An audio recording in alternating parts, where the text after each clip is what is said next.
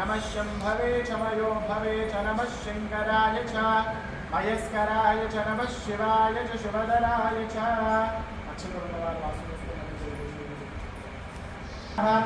सर्वे ते निवारकाः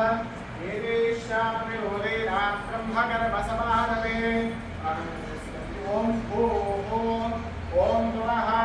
ॐ सुमः ॐ महः ॐ जनः ॐ तपः ॐ सत्यं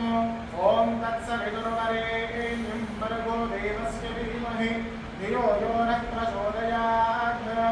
ओमापोज्यो देवसंहृतो ब्रह्मभूर्भुवस्वरूम्